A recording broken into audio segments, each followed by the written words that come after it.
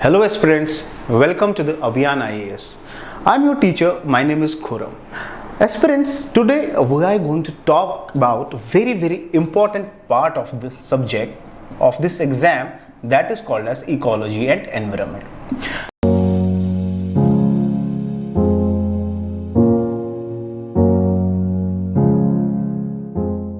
Students, ये वैसा portion है बेसिकली, इसको अगर हम होल्ड से पढ़े, इसको अगर हम समझ के पढ़े, इसके कॉन्सेप्ट्स को क्लियर रख के, अगर हम करंट को स्टैटिस्टिक्स के साथ लिंक करके अगर हम न्यूज़ टू अपडेट रह सके, तो basically this exam can easily score you up to the new excellent heights in the examination. क्योंकि बेसिकली ये वैसा एग्जाम है, ये एक ऐसा पोर्शन है एग्जाम का जिसका अगर ट्रेंड देखा जाए, जिसका एनालिसिस देखा जाए, हर एग्जाम की अगर इसकी प्री की अगर बात की जाए, इकोलॉजी एंड एनवायरनमेंट के पोर्शन की प्री की अगर बात की जाए, every year almost 18 to 20 questions are being asked.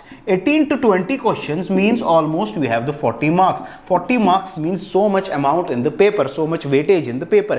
एक नंबर से 1000 स्टूडेंट्स का रह सकता है. So if you have good hold about this subject, if you have good know-how about this subject, about this portion I mean to say, ecology and environment, तो इस पे आप बहुत अच्छा स्कोर कर सकते हो. ना ही सिर्फ बात यहीं पर नहीं रुकती. If you talk about the mains, तो मेंस में भी बेसिकली GS3 के अंडर ये पोर्शन आता है. GS3 में भी आपके 4 से 5 क्वेश्चन पूछे जाते हैं. 4 से 5 क्वेश्चन यानी कि आपके 40 से 50 मार्क, यानी कि 250 में से 40 से 50 मार्क्स बेसिकली 1/5 एग्जाम का, that is also the one major portion. तो इस सब्जेक्ट पे, इस पार्ट पे होल्ड रखना, इस पार्ट पे एक व्हाट वी कैन सी, एक एक्सेलेंट तरीके से इस पर होल्ड रखना, इसको समझना, इसके कंसेप्ट्स को क्लियर रखना बहुत जरूरी है. तो इकोलॉजी एंड एनवायरनमेंट की बात की जाए, इसका स्कोर हमने देखा 2014 में there were almost 31 questions out of the 100 questions that were being asked from this portion. अगर आप 2019 के बात की जाए, since the merger of Indian Forestry and the UPSC pre का एक ही एग्जाम कर दिया, तब से तो ज़्यादा ही तहलका.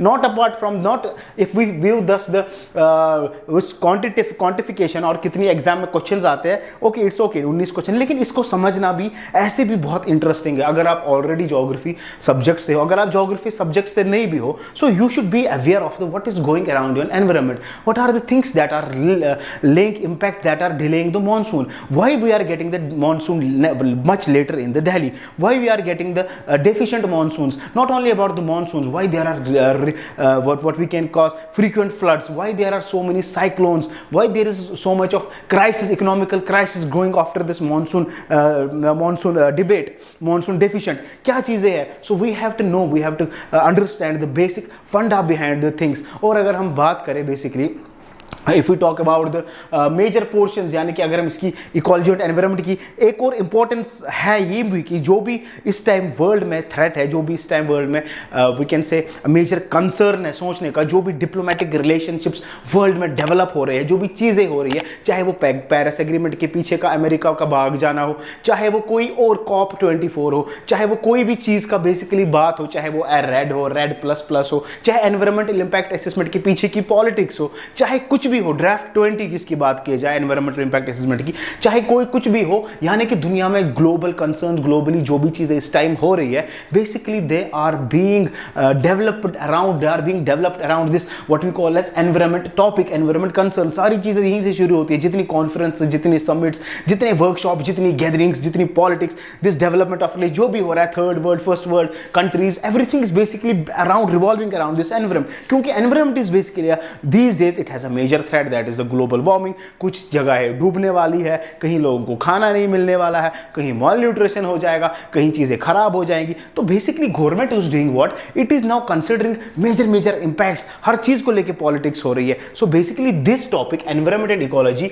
The bridge, the gap between the government और administration and the policy makers and the scientist, basically what is happening, this bridging of gap is getting much narrower. So basically this topic is getting much understanding, this topic is gaining momentum. तो इसीलिए इसको पढ़ना इस वजह से भी बहुत जरूरी है, rather than you just only understand 18 से 20, 20 से 40 क्वेश्चंस आते हैं, 20 से 15 question, so that is the one aspect, that is good, you know how much weightage is there, accordingly you can prepare yourself, but why it is very important, you should know the fact that also। दूसरी बात अगर की जाए कैसे आता है exam, क्या approach करना चाहिए, कैसे शुरू करना चाहिए। देखो यूं तो सिलेबस भंडार है, यूं तो सिलेबस में बहुत there is a lot of things that are written in the syllabus, but how can you work so much, how can you prepare so much, and because you have to prepare polity, you have to prepare economics, you have to prepare geography, you have to prepare Indian history, you have to prepare everything.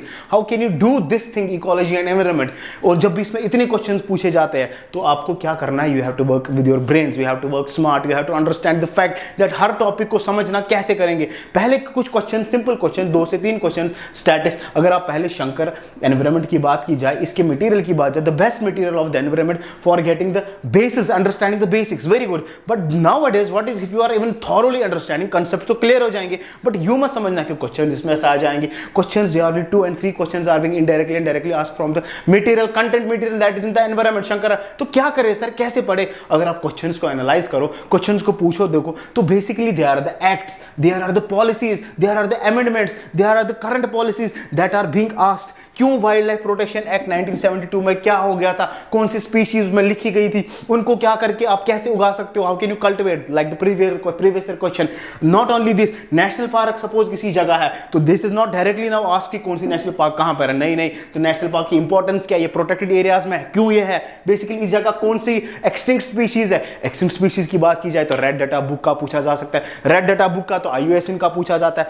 Laws, international laws क्या है, internal amendments क्या है, international conventions क्या है, protocols क्या है, India क्या role play कर रही है, अपडेटेड रहना पड़ेगा। You have to look after the environment portion that is like from the Yojana, from the Kurukshetra, from the Hindu, from the Indian Express, जो भी आप फॉलो कर रहे हो, प्लैनेट अर्थ की मैगजीन आती है, जियो बुक करके एक आती है, जो भी आप फॉलो कर रहे हो, you have to just look into thoroughly. आपको अपडेट्स देखना पड़ेगा, न्यूज में क्या हो रहा है, किसी चमोली डिस्ट्रिक्ट में लैंडस्लाइड आ गया तो वहां पर क्या इंपैक्ट पड़ गया। These environmental related current updates, इनको आपको करंट को स्टैटिस्टिक्स के साथ जोड़ के, लिंकेज बना के आप एक बहुत अच्छा कंसेप्ट को गैदर कर सकते हो, कैप्चर कर सकते हो, आप समझ सकते हो। ना ही सिर्फ इतना, अगर आप बेसिकली क्या करो, कंसेप्ट तो बहुत जरूरी है। अगर एग्जाम की बात की जाए, अगर सिंपल सिलेबस को देखा जाए तो प्री में basically pre is all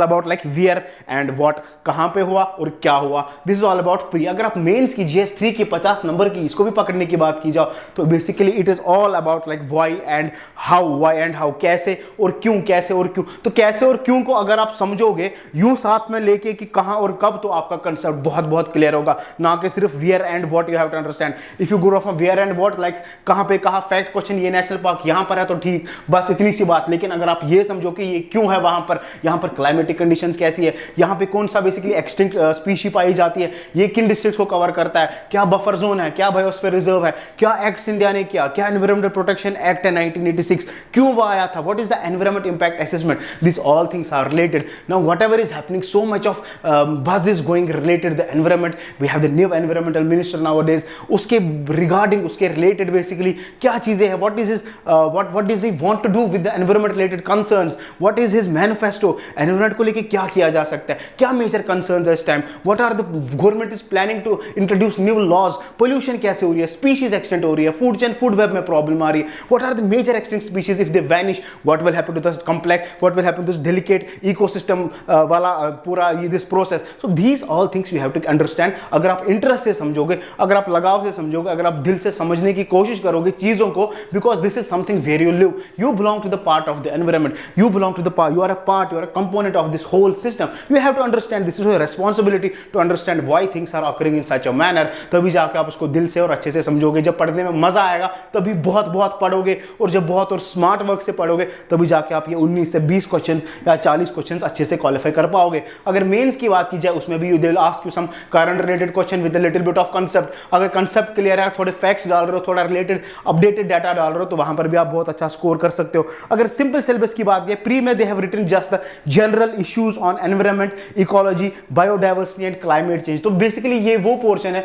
general issues on ecology, environment, biodiversity, climate change. थोड़ा थोड़ा पूछा जाएगा फैक्ट्स में अकॉर्डिंग टू देम, थोड़ा थोड़ा लिखा हुआ सिलेबस में, बट यहां भी आपको क्या करना है वो मैं बता चुका हूं। You have to stay updated, currents and statistics and whatever happening, where is happening, why is happening, what is government doing, what are the initiatives international, national. तो हर चीज को टॉपिक के रिलेटेड जितना भी रिवॉल्व अपडेट हो रहा है currently, you have to gather and capture that in your brains. अगर आप बेसिकली व्हाट एंड वेयर की बात की जाए तो कहां पर बायोडाइवर्सिटी है, कैसे बायोडाइवर्सिटी, इसके कॉन्सेप्ट्स क्या है, ये चीजें।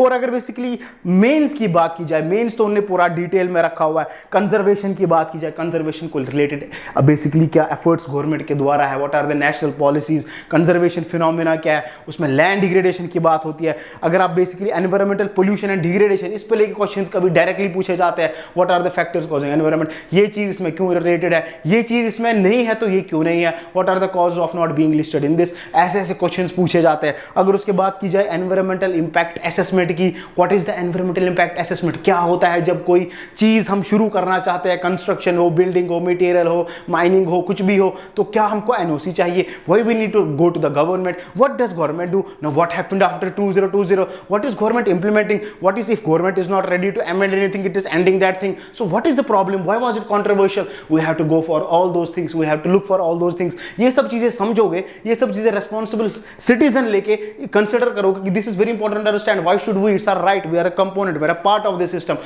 तब जाके आप उसमें बहुत अच्छा कर पाओगे, बहुत अच्छा तब जाके इंटरव्यू में भी you can do very much better, not rather than qualifying facts and figures। तो prelims जो भी आते नहीं है, now it's prelims also about basically linking the both currents and what we call as statistics portion. तो ये तो बात, अगर जनरली ओवरव्यू की बात की जाए, अगर ओवरव्यू देखा जाए तो बेसिकली पूरा आपका एनवायरनमेंट जो है,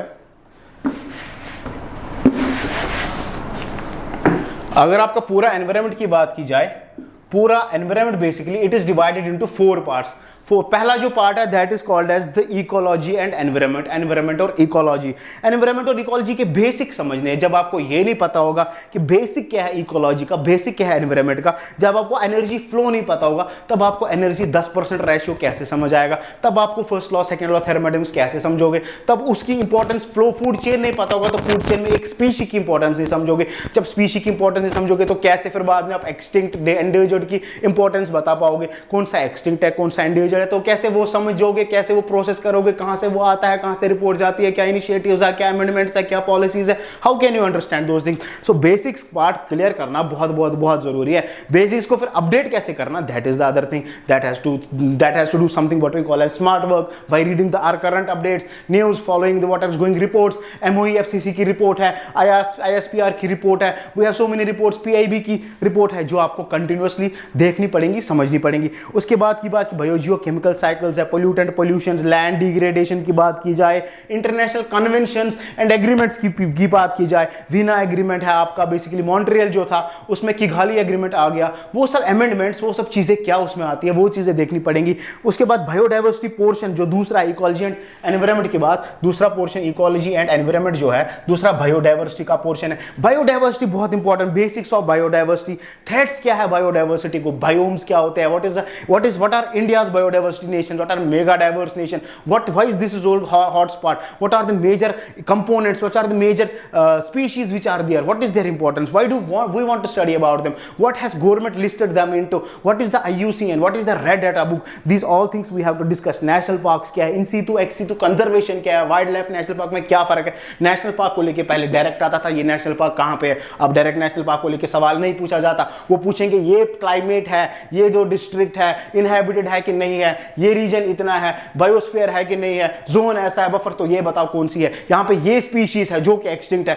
so now you have to understand the concept where all the current controversies are going on, you have to keep yourself updated from the newspapers. हां, ये चीज यहां से पूछी जाती है। So these all things you have to understand very well. उसके बाद पी की बात की जाए, international bodies, conservations, conventions, NGOs, IUCN, WWF, red data book, planet Earth क्या है, डब्ल्यूडब्ल्यूएफ की बात की जाए, you have the earth hour क्यों किया जाता है, कहां से शुरू, ऑस्ट्रेलिया से हुआ था, था। क्या हम करते हैं शाम को 8:30 से 9:30 बजे तक पूरे we just switch off the lights in the end week of the March. What do we mean by that? ये कौन रिपोर्ट पब्लिश करता है? प्लैनेट अर्थ रिपोर्ट कितने साल बाद आती है? क्यों ये प्लैनेट अर्थ रिपोर्ट आती है? अब क्वेश्चन ऐसे पूछे जाते हैं। तो उसके बाद we have the environmental impact assessment, social assessment क्या है? वी हैव द बायोडाइवर्सिटी को basically what are the different what we call as finance initiatives, क्या फंडिंग इनिशिएटिव्स हो रही है, इकोनॉमिक्स एंड एनवायरमेंट को रिलेटेड क्या सिस्टम चल रहा है। We all have to keep ourselves updated rather than just rutting and basically what we call as rather than just gathering the concept समझना बहुत जरूरी है, तभी आप अपडेट कर पाओगे उस चीज को अच्छे से।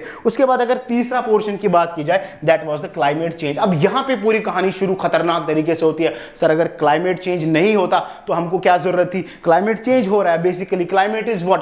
क्लाइमेट क्या होता है? वेदर क्या होता है? Climate is very beautifully explained by the Taylor that climate is what we call as it's an integration of all the weather while as weather is the disintegration of the climate. तो इतना खूबसूरत तरीके से climate को समझा के climate change का concept खुद समझ आ सकता है। Climate is changing like aggregate 30 साल का मौसम 30 साल के बाद। अभी दिल्ली में मॉनसून इतना लेट से आया, क्यों इतना लेट से आया? क्या कंडीशंस डेवलप नहीं हो रही थी? क्या विंड पैटर्न वहां पर डेवलप नहीं हो रहा था? क्या वैसा माहौल क्रिएट नहीं हो रहा था कि विंड्स आके जाके वहां पर डाउन पोर करे? नहीं सर, यही चीजें हैं। This is because of climate. We have to understand what are the consequences, what are the causes, what are the effects, what are the impacts, what is the monitoring, what is the evaluation, what is the report. सब कुछ चीजें इसमें हमको update and रहना पड़ेगा। तो climate change बहुत जरूरी। बेसिक्स क्या है क्लाइमेट चेंज की? आईपीसीसी क्या कर रहा है? पेरिस एग्रीमेंट के पीछे क्या पॉलिटिक्स थी? What is the mandate? Members कौन सी है? डिफरेंट पार्टीज, कॉन्फ्रेंसेस, समिट्स जो हो रहे हैं। उसके बाद इफेक्ट्स ऑफ क्लाइमेट चेंज, कैसे क्लाइमेट चेंज को कम्बैक्ट करोगे, कैसे क्लाइमेट चेंज से लड़ोगे।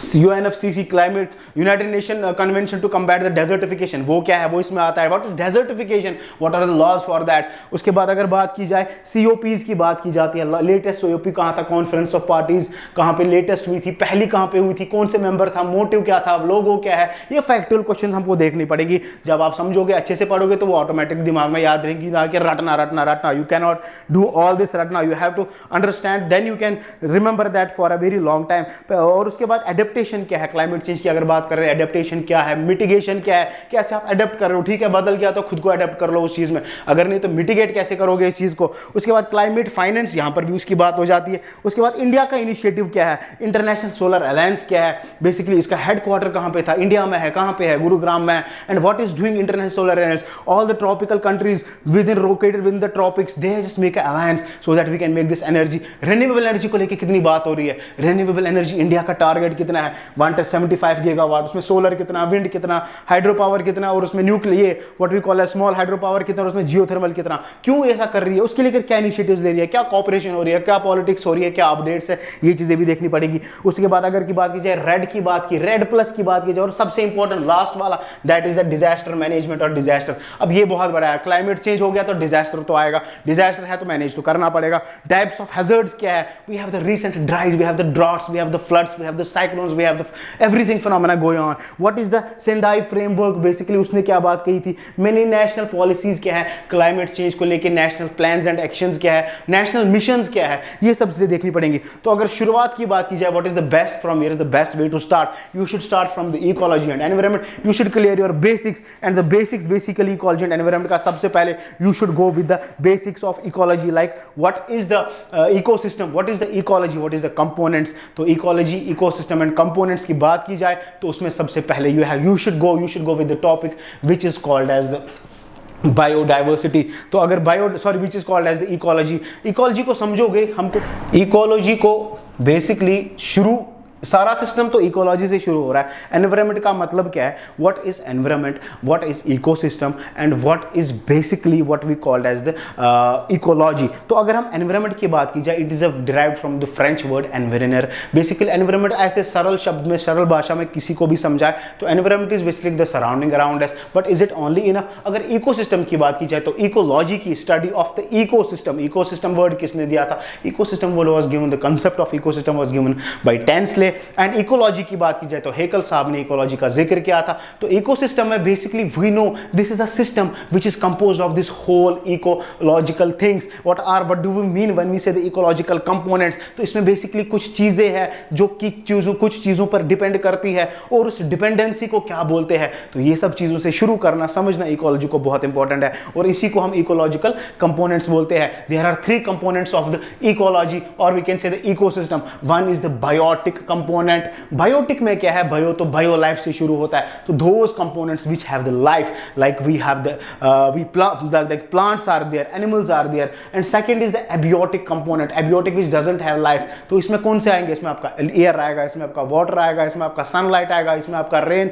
जो भी सॉइल आएगा, ठीक है। तो ये बायोटिक कंपोनेंट, ठीक है सर, ये बायोटिक कंपोनेंट जो है जिसमें प्लांट्स है, जो ऑटोट्रॉफ्स है, जिसमें एनिमल्स है, जो हेटेरोट्रॉफ्स है, जो माइक्रो ऑर्गेनिजम्स, और हम आएंगे जो होलोजोइक है, जिसमें फिर आपका ओमनिवोर्स, हर्बीवोर्स वगैरह चीजें आएंगी। तो ये सब चीजों का क्या है? अरे सर ये भी तो एक सिस्टम के कंपोनेंट है, एबियोटिक प्लस बायोटिक। और ये बेसिकली क्या करते हैं? One component, second component, they function with each other, they are dependent on each other. This biotic activity has something basically for which biotic relations is making with it. यानी कि पानी का इस्तेमाल करके, हवा का इस्तेमाल करके, जमीन का इस्तेमाल करके, basically these biotic components are getting related. So it's such a system, this ecosystem is such a system where the biotic and abiotic interrelationships are made by the functioning of what is called as the energy flow.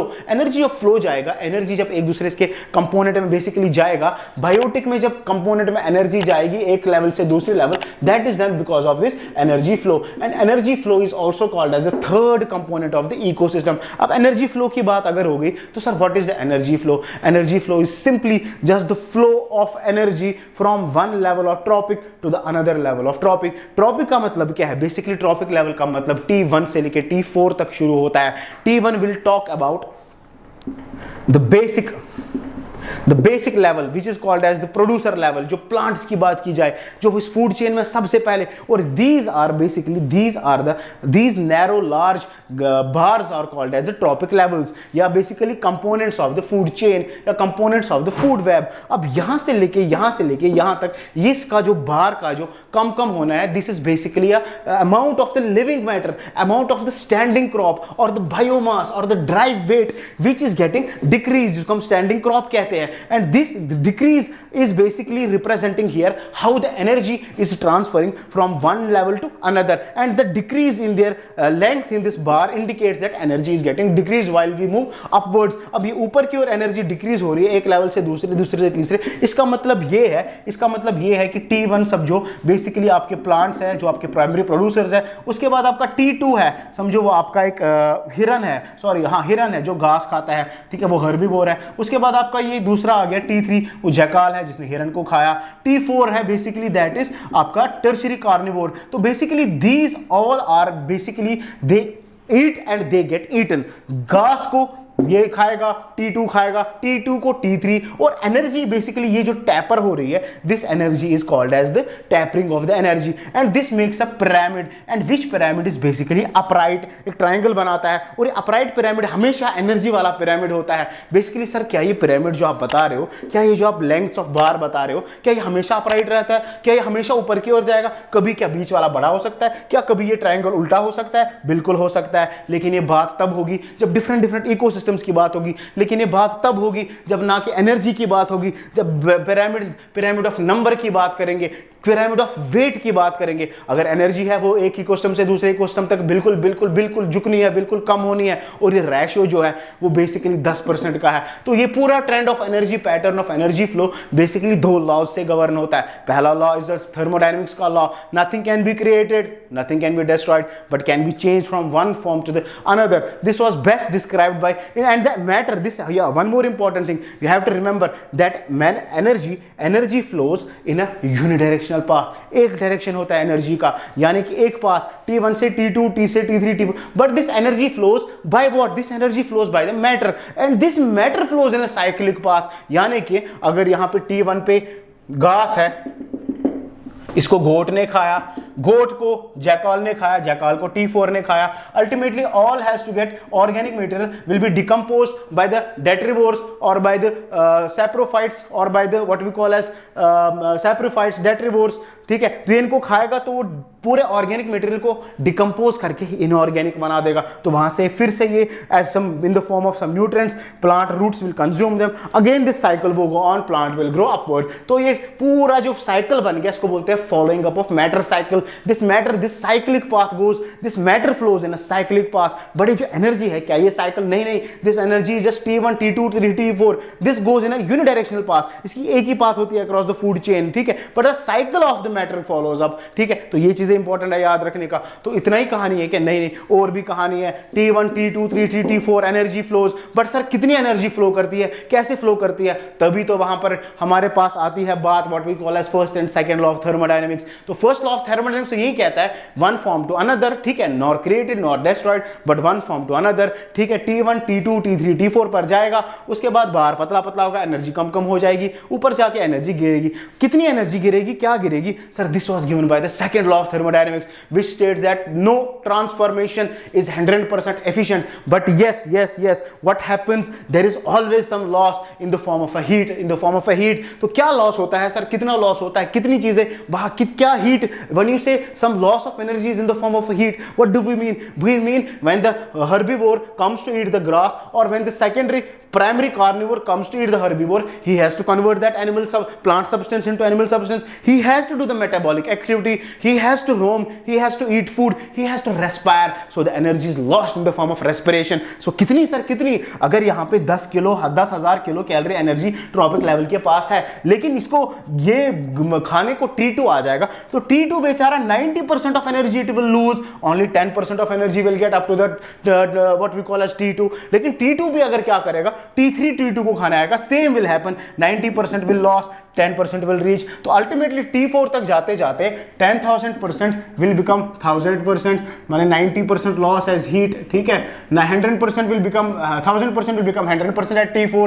This is T1, this is T2, this is T3 kilo calories. ठीक है, तो यहाँ पर 90%, यहाँ पर फिर से 90% loss, फिर से 90. अल्टीमेटली T4 तक जाते जाते बस 10%, सिर्फ 10 किलो कैलोरीज एनर्जी बच गई. तो this is how the energy is lost in the form of a heat while respiring. तो आपके पास कितनी एनर्जी बची एंड पे T4 पे? अरे T4 पे तो फिर एनर्जी वहीं बची ना जितनी थी जी. रेस्पिरेशन हो गई, हाँ, और minus what is now the main energy, net energy available कितनी है? Net energy available is basically respiration minus gross energy minus respiration. Gross energy को रेस्पिराई माइनस करो, that will become your net energy, and that net energy will be available at the trophic level 4. So this is how the energy flow was described by the what we call as first and the second law of thermodynamics. So this was all for today. How does the thermodynamics law define and determine the energy flow? And energy flow is very important component of the ecosystem. Basically this flow tells us how the biotic components or how the abiotic components interact with each other and how they are dependent on each other. अगर biotic component को चलना है, घास को पहला जो primary producer है plants, it grows on the soil.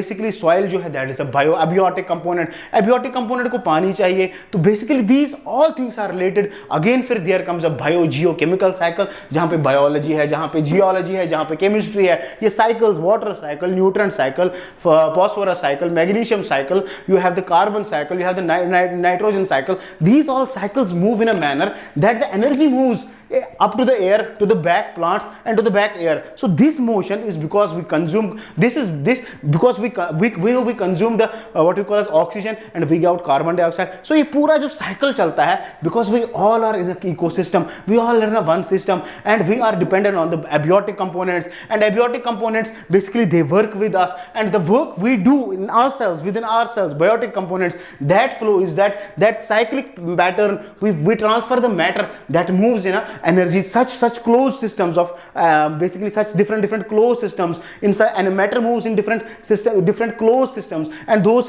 closed systems tend to be in cyclic manner. And how does the energy flow? Energy has always one path that is called as the unidirectional, यानी कि T1 से T4 तक. और ये energy कैसे चलती है, कितनी चलती है, we all have discussed as of now. So this was today. Thank you students.